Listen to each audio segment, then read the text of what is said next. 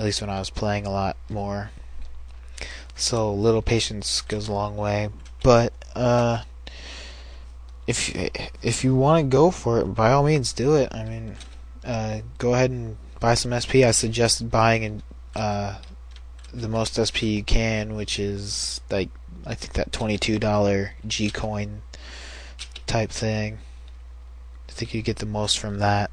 So if you're gonna do it, I suggest buying that. You'll get the most SP from that. But it's your G coin, your money. Because I mean, you're not. Yeah, if you're not patient enough to get all that SP up, or you don't have the time, go ahead and pay for it. Might as well. And I can't answer a question until.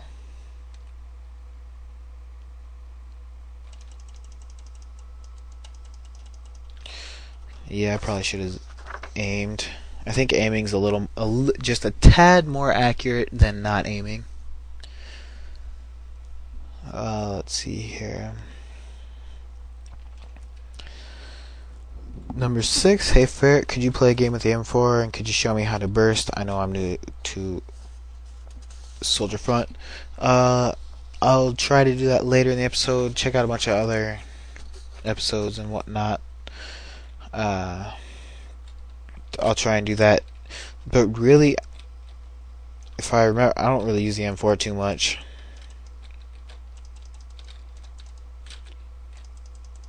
But for me, I don't really burst that much. I really just go full auto because you can do that with that gun. But we'll see. I'll kind of do a little narration with that, I guess, later on. Or no, I guess next game. Whatever. We'll see. We'll see how it goes.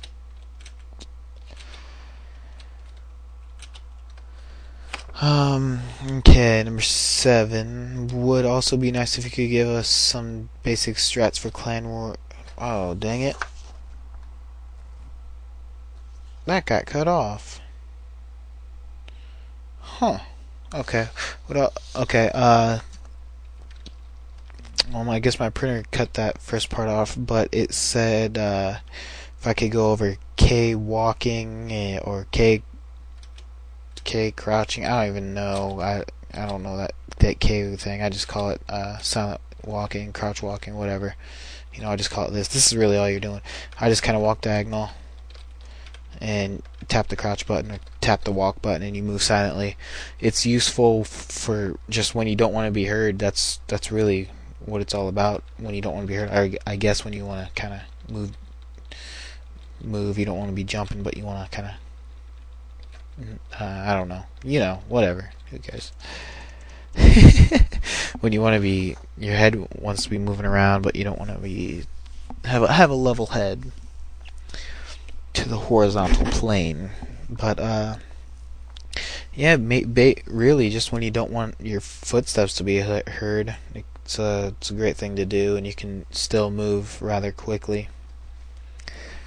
So I guess some examples like the balcony in desert. If somebody hears you take one step on that balcony, at least I will.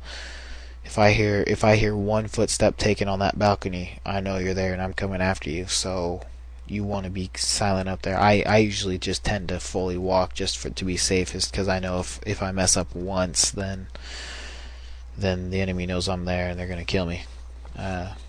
If you want proof of that, watch that 1v1 video of me versus Deadpool. I actually heard him take one tiny little footstep, and I knew he was there. I know there's no audio on that as the gameplay goes, but I distinctively remember that.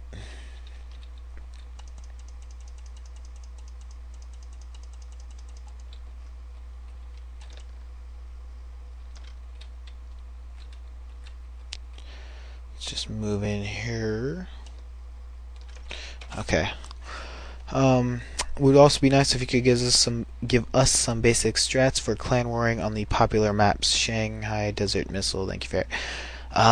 Well, number one, I'm not the best person to give these basic strategies for clan warring, because I really don't clan war at all on this game. But I'll go ahead and try and cover that a little bit.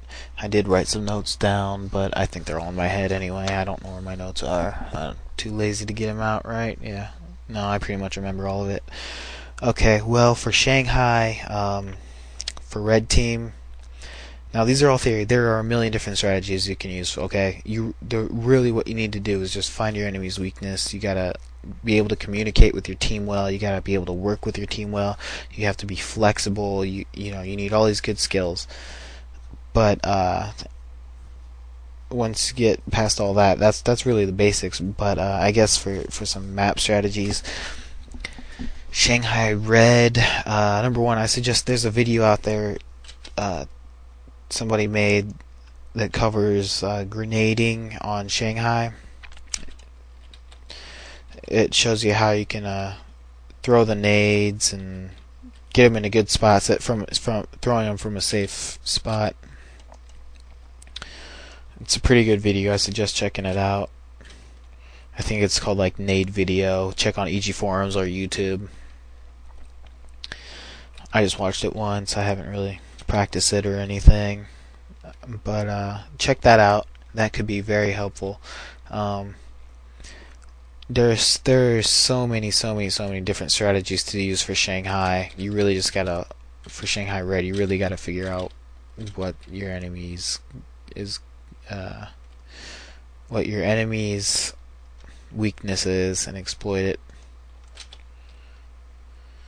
So, I mean, it might work to rush it all together one way. It might work for everyone to rush it separately. It might work for everyone to just kind of camp out in that first warehouse. It might, there's so many different things you can do. Just really got to experiment. You have to be willing to experiment too. That's also a basic skill you need for clan warring and stuff. As for Shanghai Blue, that's pretty self-explanatory for basic strategies. Just kind of also, you might want to watch my map narrations for some basic map tips, which should help you. I think. Hopefully, if they don't, then I failed. Wow, what am I doing? I'm not even diffusing. Jeez. Okay. For blue, yeah, it's pretty self-explanatory. Just kind of watch my Shanghai Blue, and there's choke points and whatnot. You could just kind of watch the enemy, pick some good spots. Let's see here for desert. Also, I suggest watching the videos that for the Nationals tournament. You can watch those on the EG forums, the replay thing. I only watched one. I didn't even watch it all the way through. But that will definitely give you some good tips, better than I can give, because they actually clan warred and they made it to the top of a clan war tournament, an official one. So I suggest watching that. Yeah, for desert though, once again, for both sides, it's just kind of learn what your enemy's weakness is and exploit it. I guess desert red, it can be good to. It's always good to try and take control of that basement if you can. If the enemy is not patient enough to wait you out, and if they're just restless and they want to kill you, they're not going to wait for you to plant the bomb or anything. That's always a good place to go because it's pretty easily defended. For both sides, I suggest about taking control of the balcony. If you have control of that, you can see most of the map. But that's really all I can say for that map. You might just watch my map narrations if you really want some more, I guess. Sorry, I can't really help you out. For missile red, really the same. Just kind of figure out what your enemy's weakness is. For missile blue, I just kind of suggest watching the maybe sticking near the spawn area. That's not a bad idea. Patrolling from each bomb, just watching if they're gonna plant, or also kind of staying in the brown room, as it's called, near the low bomb, but sniping from the doorway that overlooks the middle and kind of looking in that garage, because you can kind of cover all of that, and if they're gonna come up behind you and they're making noise, you'll know that.